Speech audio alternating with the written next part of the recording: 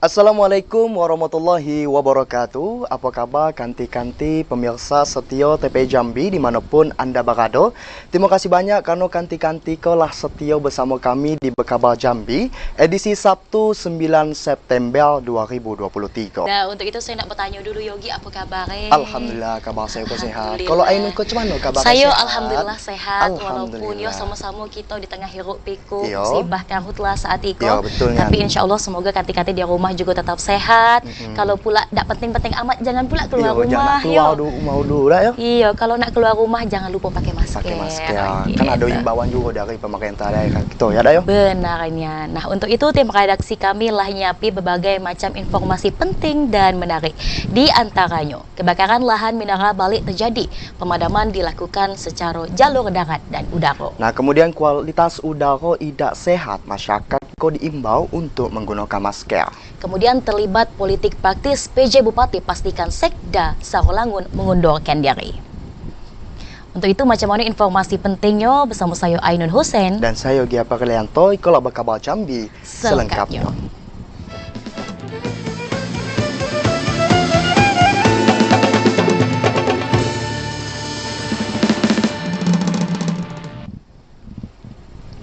Nah, kanti-kanti Yogi, saat itu kok kita kan seringnya nengok kalau di atas langit kok kulu keler helikopter, Yo, yo kan? betul, Nah, sebenarnya helikopter kok untuk apa, yo? Untuk apa tuh, Untuk Nun? itu kanti-kanti tim Satgas Karhutla Muaro Jambi balik berjibaku, balik bergotong royong memadamkan api di lahan mineral milik warga di Kecamatan Mestong. Nah, pemadaman iko dilakukan melalui jalur darat dan udara dengan menggunakan heli waterbombing. Kebakaran hutan dan lahan di Kecamatan Mestong, Muaro Jambi kembali terjadi pada Minggu sore kemarin. Kali ko 1 hektar lahan perkebunan kelapa sawit berusia 1 tahun milik warga di kilometer 19 Desa Sebapo Kecamatan Mestong hangus terbakar. Tim Satgas Karhutla terdiri dari personel TNI, Kepolisian, BPBD, Manggala Agni serta masyarakat sekitar ikut membantu memadamkan lahan mineral yang terbakar. Selain jalur darat, proses pemadaman juga dibantu melalui jalur udara dengan 1 unit heli waterbombing, sehingga api dengan cepat berhasil dipadamkan dan tidak menjala ke lahan lainnya. Kapolsek Mestong AKP Tarone Jibua mengatakan, dari kejadian itu, kepolisian masih melakukan pemeriksaan 1 orang warga pemilik lahan perkebunan kelapa sawit untuk dimintai keterangan atas penyebab kebakaran yang terjadi. Ini kejadian diketahui warga kira-kira di 14.00 waktu Indonesia Barat. Kemudian dari kita TNI Polri bergeser ke TKP di pukul 15.00 dengan juga didampingi dari kawan-kawan Manggala Agni, Damkar, kemudian BPBD, dan sekarang seperti rekan-rekan media lihat, waterbombing masih berseliweran untuk melakukan proses pemadaman api yang masih berlangsung. Seperti itu, warga tersebut sedang kita mintai keterangannya di Polsek apakah kebakaran ini terjadi secara alami dan atau disengaja. Kebakaran lahan kali iko menjadi titik kedua pada tahun 2023 yang terjadi di Kecamatan Mestong. Kebakaran juga terjadi pada bulan Februari lalu di Desa Nyogan yang menghanguskan lebih kurang 1 hektar lahan mineral perkebunan kelapa sawit. Azam Afnan, TP Jambi melaporkan. Nah, kanti-kanti masih seputar Karhutla di Provinsi Jambi, di mana kebakaran hutan dan lahan yang terjadi mengakibatkan kabut asap dan berdampak pada kualitas udara yang memburuk. Hasil pantauan alat AQMS, indeks standar pencemaran udara di Kota Jambi mencapai 120 atau kategori tidak sehat. Kota Jambi mulai diselimuti kabut asap yang dapat mengganggu jarak pandang. Masyarakat diminta berhati-hati dalam berkendara karena jarak pandang yang mulai terbatas. Kabut asap mulai menebal pada pagi dan sore menjelang malam. Jarak pandang di Kota Jambi terbatas hanya 1.500 meter. Berdasarkan dari pantauan satelit Badan Meteorologi, Klimatologi dan Geofisika BMKG Provinsi Jambi, kabut asap mulai terpantau di Kota Jambi sejak 3 hari terakhir. Dideteksi berasal dari Sumatera Selatan. Akibat perputaran arah angin, asap tersebut bergerak ke Kota Jambi. Kabut asap juga berdampak buruk pada kualitas udara dan kesehatan masyarakat. Hasil pantauan alat AQMS milik BMKG, indeks standar pencemaran udara ISPU di angka 120. Kategori sedang atau tidak sehat. Untuk masyarakat itu perlu diwaspadai dengan kondisi asap seperti ini, dan kami juga melakukan pemantauan untuk PM2,5 itu terpantau berada pada nilai 120,2 mikrogram per meter kubik, yang artinya kondisi udara sedang tidak sehat. Untuk itu masyarakat dihimbau agar selalu menggunakan masker ketika berada di luar ruangan. Menurunnya kualitas udara berdampak buruk untuk kesehatan. Masyarakat diminta waspada saat keluar rumah dan tetap menggunakan masker. Joko, TVRI Jambi melaporkan. Nah, kanti-kanti menyikapi kondisi udara yang tak sehat dampak dari kebakaran hutan dan lahan. Pemerintah Kabupaten Muaro Jambi mengimbau kepada masyarakat untuk menggunakan masker saat beraktivitas di luar rumah. Pemkab Muaro Jambi mengimbau kepada masyarakat terutama yang berada di satu kecamatan pada kawasan lahan yang terbakar untuk menggunakan masker saat aktivitas di luar rumah. Penggunaan masker dinilai penting agar terhindar dari berbagai penyakit, terutama penyakit ispa.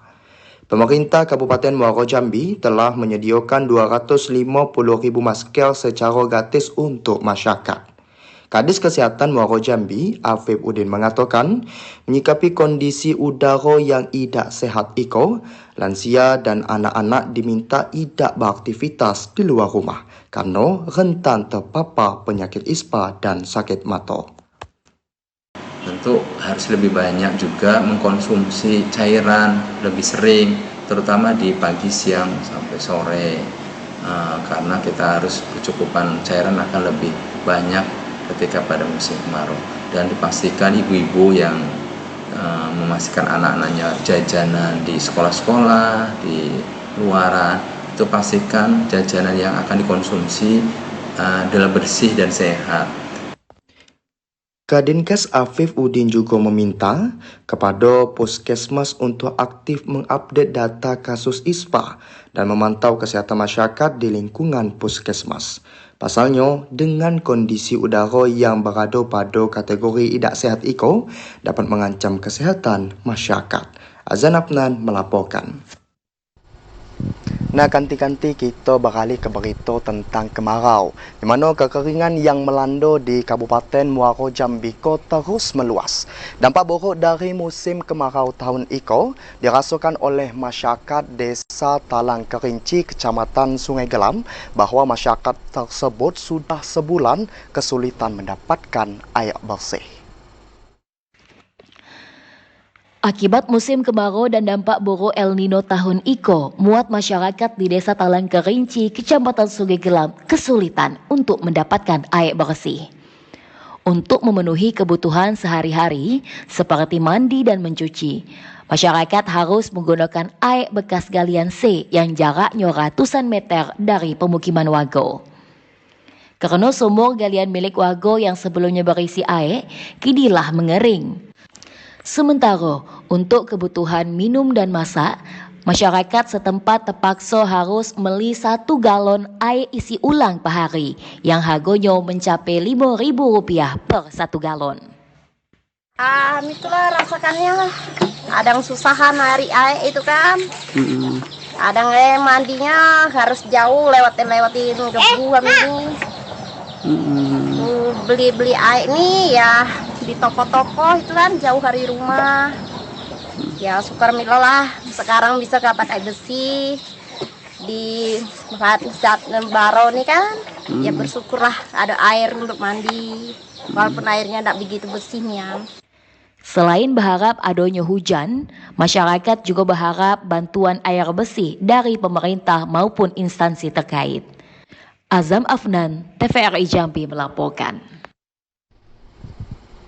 Nah, kanti-kanti tetaplah bersama kami di Berkabar Jambi. Jangan nak melalababo dulu, karena kami akan balik hadir dengan sejumlah informasi penting dan menarik lainnya. Di antaranya terlibat politik praktis PJ Bupati pastikan Sekda Sarolangun mengundurkan diri. Tetaplah bersama kami.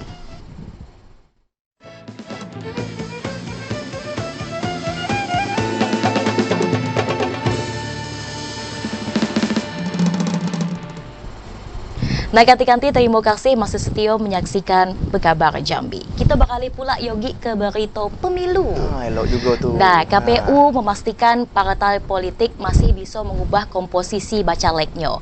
Pada tahapan penggantian daftar calon sementara, parpol hanya diberikan waktu hingga penetapan daftar calon tetap. Setelah pengumuman daftar calon sementara atau DCS oleh KPU, partai politik masih dapat mengajukan perubahan komposisi hingga pengumuman penetapan daftar calon tetap atau DCT. Perubahan komposisi berlaku untuk mengubah nombor urut bercaleg, mengubah dapil bercaleg pada tingkatan yang sama dan mengganti bercaleg. Komisioner KPU Tanjung Jabung Timur Nuwan Shah mengatakan, hal tersebut memang bisa dilakukan lantaran berdasarkan jadual yang ada dan sudah ditetapkan, partai politik dapat mengajukan penggantian DCS pada tanggal 14 hingga 20 September 2023. Pada penggantian DCS, syarat dan ketentuan tetap sama untuk bercaleg yang akan diusung oleh partai politik. Hanya saja, dalam penggantian IKO, parpol harus menyertakan persetujuan dari Dewan Pengurus Pusat atau DPP partai masing-masing. Di Kabupaten Tanjung Jabung Timur, sedikitnya ada 308 bercaleg yang akan bertarung memperebutkan 30 kursi di parlimen dari 17 partai politik. Masih bisa ganti nomor urut, pindah nomor urut, pindah dapil, begitu. Atas persetujuan DPP-nya juga. Berdasarkan tahapan yang dikeluarkan KPU, penetapan DCT terakhir pada 3 November 2023 sesuai PKPU nomor 10 tahun 2023. Sedangkan masa pencalonan akan berakhir pada 4 November 2023 dengan agenda pengumuman DCT. Rifa Fataria, TP Jambi melaporkan. Nah, kanti-kanti terlibat politik praktis. Sekretaris Daerah Kabupaten Sarolangun, Endang Abdul Nasir, telah dipastikanlah mengundurkan diri dari jabatannya. Endang Abdul Nasir resmi tak menjabat sebagai Sekda Kabupaten Sarolangun sejak 1 September lalu. Endang Abdul Nasir masuk dalam daftar calon sementara caleg DPRD Provinsi Jambi dari Partai Nasdem Dapil Sarolangun Merangin. Masuknya nama Endang Abdul Nasir sebagai caleg DPRD Provinsi disikapi pejabat Bupati Sarolangun Bakril Bakri. Bakril Bakri menegaskan, Endang Abdul Nasir telah mengundurkan diri dari jabatan sebelumnya sebagai Sekda dan ASN pemerintah Kabupaten Sarolangun. Pengunduran diri IKO sesuai dengan PKPU yang menyatakan ASN tidak diperbolehkan terlibat politik praktis. ASN yang terlibat politik praktis atau terjun ke dunia politik harus mengundurkan diri sebagai ASN.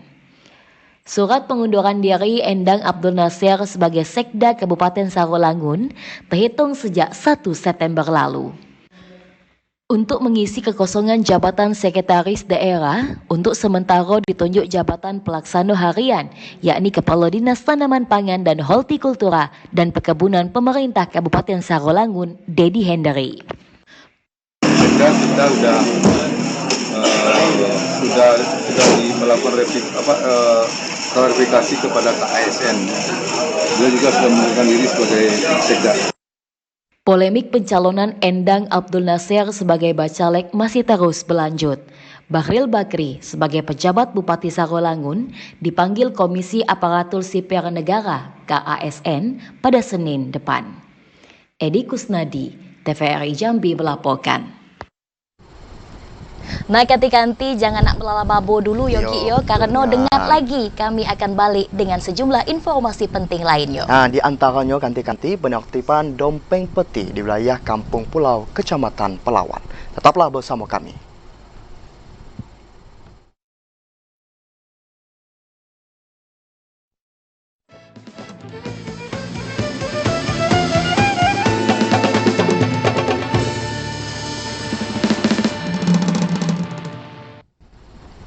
Nah, ketika terima kasih masih setia menyaksikan Bekabar Jambi. Kita beralih pula ke berita selanjutnya, Yogi. Boleh. Kapolres Sarolangun memberikan peringatan dan ultimatum kepada pemilik dompeng yang beroperasi di wilayah kawasan kampung, Pulau Desa, Pulau Aro, Kecamatan Pelawan, untuk segera menghentikan aktivitas sebelum tindakan hukum dilakukan.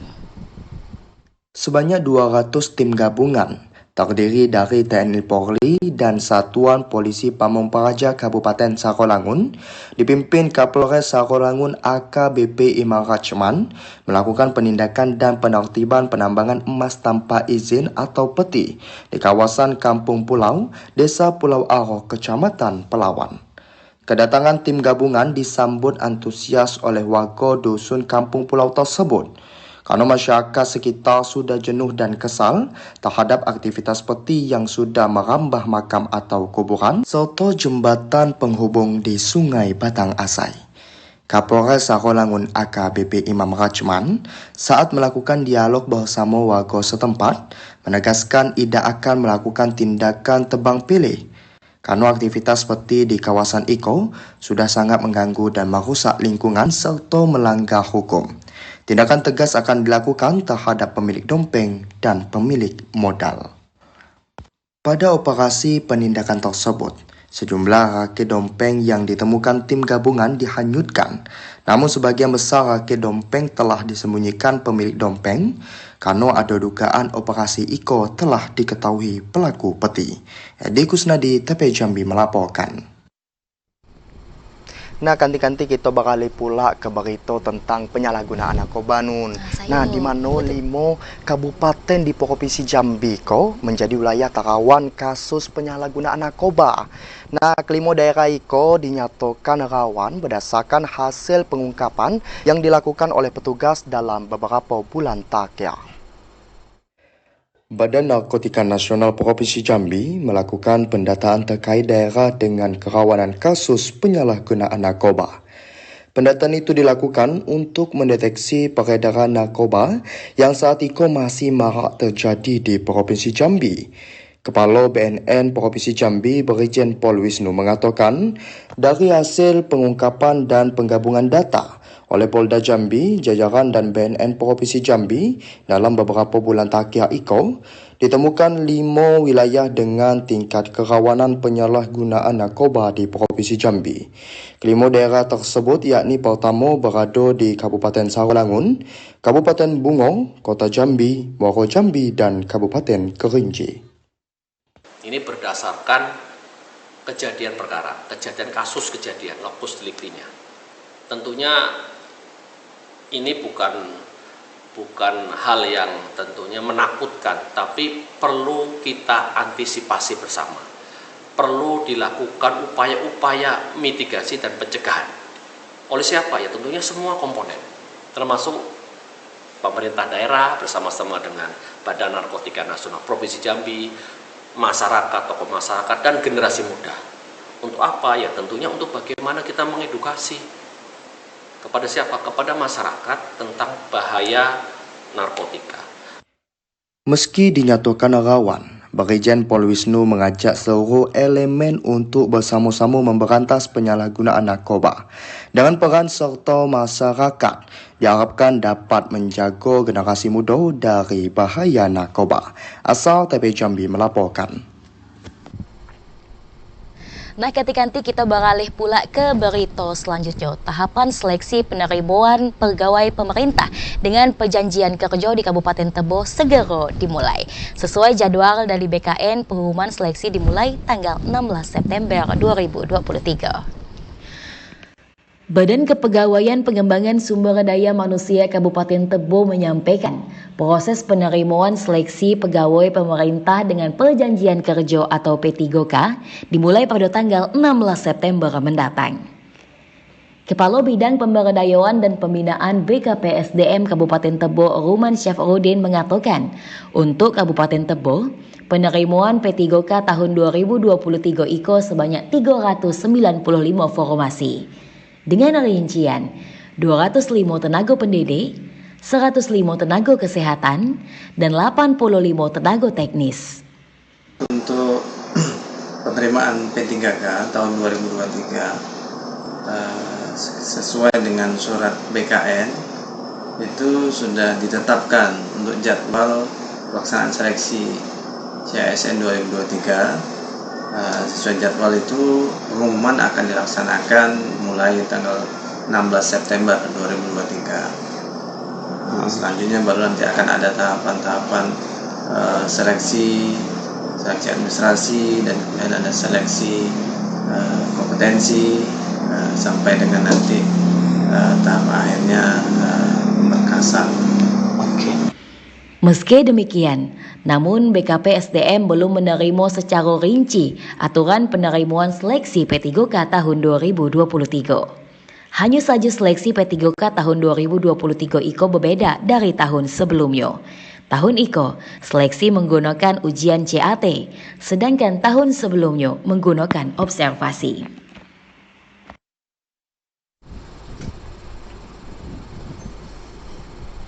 Nah, kanti-kanti sampai siko dulu perjumpaan kita pada siang hari dak Nunyo. Terima kasih banyak atas segala perhatiannya dan kebersamaannya.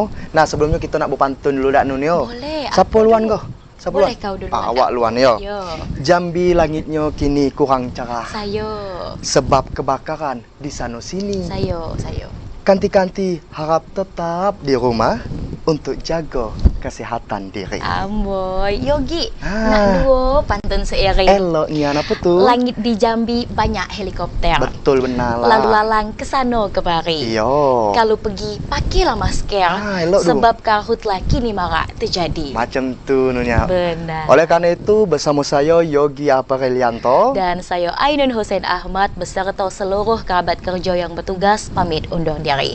Terima kasih. Wassalamualaikum warahmatullahi wabarakatuh. Sampai jumpa.